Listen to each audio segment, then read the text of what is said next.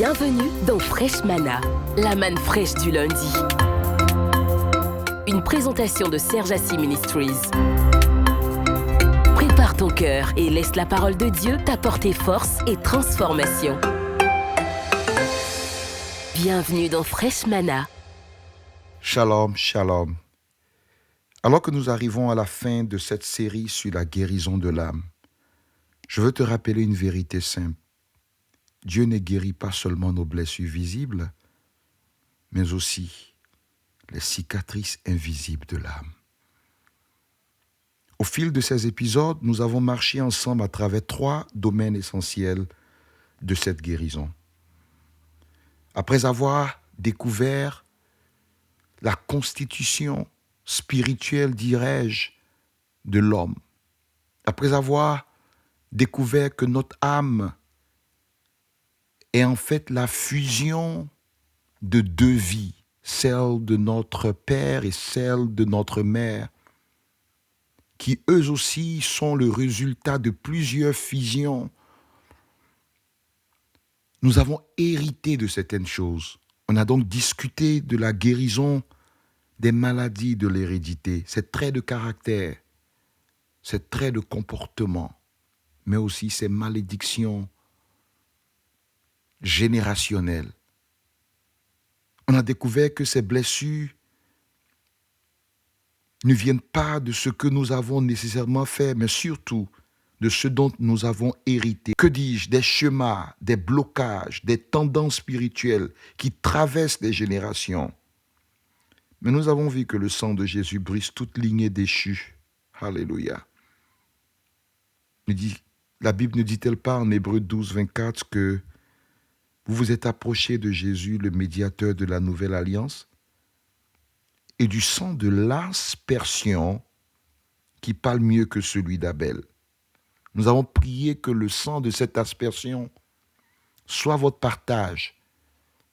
Je vous encourage à refaire ces prières dirigées ou à refaire ces travaux dirigés pour être capable d'en prendre les meilleurs bénéfices. Comme Jabez, nous avons appris à refuser d'être définis par la douleur. Il a dit « Bénis-moi, Seigneur, étends mon territoire ». Nous avons appris à être délivrés des limites. Il a dit « Accorde-moi ta grâce et que ta main soit sur moi ». Dieu t'appelle toi également à être celui ou celle qui arrête la chaîne de la malédiction dans ta famille. Tu devrais pouvoir dire ça s'arrête avec moi. Tu devrais pouvoir dire que je ne transmettrai pas cette boucle infinie, cette perpétuation de pauvreté, de maladie, de courte vie, d'échecs répétitifs à mes enfants. C'est un challenge personnel que tu dois prendre. C'est une obligation spirituelle. C'est un défi que tu dois relever. Tu peux dire, comme Jabez, si tu me bénis et que tu étends mon territoire, et Dieu te l'accordera. On a parlé également des maladies de nos péchés et de l'iniquité qui en est connectée. On a vu ensuite que ces maladies-là n'étaient pas seulement éradiquées parce que le péché était pardonné, mais surtout, il fallait aller à la source parce que l'iniquité était une forme de propagation ou bien d'effet indésirable des péchés qu'on a pu commettre. Il était donc nécessaire qu'on aille en profondeur, qu'on puisse aller tracer les sillons, regarder les conséquences. Pour ceux qui se rappellent, on a même regardé la vie d'un illustre serviteur de Dieu comme David. Comment est-ce que sa famille a été décimée, même après que Dieu lui ait pardonné le péché qu'il a commis avec Bathsheba, la femme d'Uri, son frère. On a vu que les répercussions ont été continues et perpétuées. Et on a vu ensemble qu'il fallait en être délivré, non seulement par la repentance, non seulement par invoquer le sang de Jésus, mais à reconvertir notre esprit, à reconnecter notre âme à la grâce et à la faveur de Dieu. On a parlé également de la guérison, des paroles, des malédictions verbales qui ont été prononcées. On a vu que nos paroles pouvaient bâtir des ponts ou creuser des tombeaux. On a vu que nos paroles pouvaient bénir ou maudire. N'est-ce pas que la mort et la vie sont au pouvoir de la langue? Jacques, dans le livre de Jacques, au 3e chapitre, explique que la langue est un feu. Par elle nous bénissons, mais aussi par elle nous maudissons. Il ne faut pas, dit-il, mes frères, qu'il en soit ainsi. On a appris à placer notre bouche sous le règne du Saint-Esprit. Et si vous avez encore des conséquences de vos anciennes habitudes, je prie que le règne du Saint-Esprit rétablisse vos bouches, mais aussi vos cœurs. On a vu que c'est de l'abondance du cœur que la bouche parle. Alors ce que ta bouche dit n'est pas plus important que ce que ton cœur pense. On a vu qu'il fallait intérieurement, ce que nous appelons le cœur dans certains passages, et en fait ce que nous appelons l'âme dans d'autres. L'âme doit être désinfectée des paroles négatives prononcées contre vous ou quelquefois prononcées par vous. Et nous prions effectivement que Dieu nous en délivre. Pour terminer, il est important de laisser le Saint-Esprit effacer les programmes de l'hérédité, les blessures du passé, les mots qui t'ont façonné, les mots qui t'ont blessé, les situations qui t'ont rétrogradé dans ton estime de soi. Il est important de se relever. Il est important de dire que les blessures font partie des choses que nous étudions sur le chemin de nos vies. Aucune situation n'est irréparable tant que nous avons la vie. Aucune blessure de l'âme ne peut être guérie si nous emmenons cette âme sous la couverture totale du Dieu du ciel.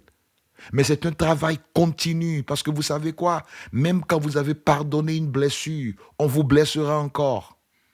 C'est un travail continu parce que de temps en temps, vous allez prononcer des paroles que vous n'avez pas voulu prononcer. Et vous savez quoi? Les liens de l'hérédité ont une puissance qui s'ouvre davantage ou qui revient davantage avec des situations qui les réactivent.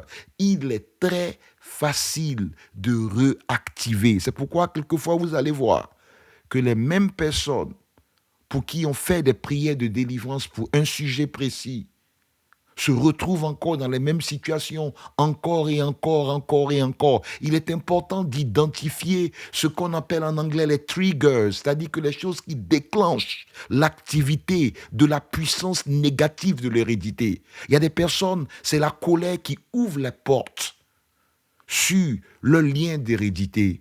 Il y a des personnes, c'est le sexe qui ouvre les portes sur le lien d'hérédité. Il y a des personnes, c'est la nervosité qui ouvre les portes et qui remet sur la table les paroles négatives qui ont été prononcées sur eux. Il y a des personnes, c'est des douleurs émotionnelles qui leur rappellent les choses qui ont été dites et qui font qu'ils ne sont pas capables de vidanger leur système. Le Seigneur nous appelle en ce jour, le Seigneur t'appelle en ce jour à vidanger ton système de toutes ces huiles usées, comme une voiture a besoin d'aller chez le concessionnaire.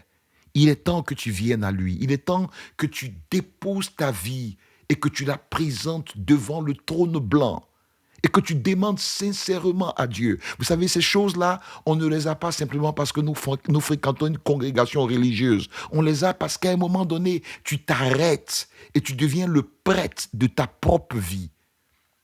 Parce qu'aujourd'hui, chacun de nous a la responsabilité. Nous ne sommes pas, n'est-ce pas que nous sommes un royaume de sacrificateurs?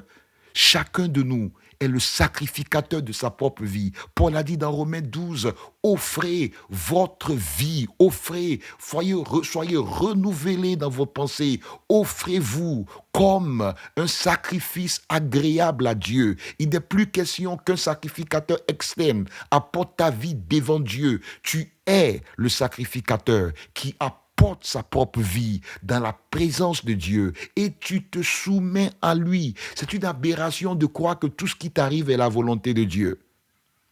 Oui, c'est des choses auxquelles je croyais avant. Mais je me rends compte que la perversité du monde, la corruption du monde est telle qu'il y a beaucoup de choses qui peuvent arriver, même si tu es chrétien, qui ne sont pas forcément la volonté de Dieu. D'ailleurs, la Bible nous dit que lorsque Jésus nous enseigne à prier dans Matthieu 6, il dit: Notre Père, qui es aux cieux, que ton nom soit sanctifié et que ton règne vienne. Et vous savez qu'est-ce qu'il dit après? Que ta volonté soit faite dans ma vie, dans nos vies, comme elle est faite au ciel. Si nous devons prier selon la recommandation de Jésus, pour que la volonté de Dieu soit faite dans nos vies, c'est parce que Jésus sait qu'il y a beaucoup de choses qui se passent dans nos vies, mais qui ne sont pas la volonté de Dieu. Mais pourquoi ces choses arrivent-elles? Parce que nous les transportons dans nos âmes. C'est pourquoi je prie que Dieu t'aide à vidanger ton âme. David a prié dans le psaume 151, lorsqu'il s'est repenti, il a dit: Ô Dieu, crée en moi un cœur pur. Ce qu'il appelle cœur est aussi ce que nous appelons âme. Il ne parlait pas d'un cœur biologique, physiologique, qui devait être recréé. Il parlait de son âme, qui devait retrouver du repos en Dieu. Il dit: Dieu, crée en moi un cœur pur et renouvelle en moi un esprit disposé. Il a dit plus tard dans le même psaume que j'ai été conçu dans le péché, dans l'iniquité. David était en train de se rendre compte que la chose odieuse qu'il avait faite ne pouvait être que le résultat de choses qu'il transportait plutôt que d'actions qu'il posait. Ces choses viennent du fort intérieur. Mais la délivrance existe. Et nous avons vu que la délivrance commence toujours par reconnaître la vérité.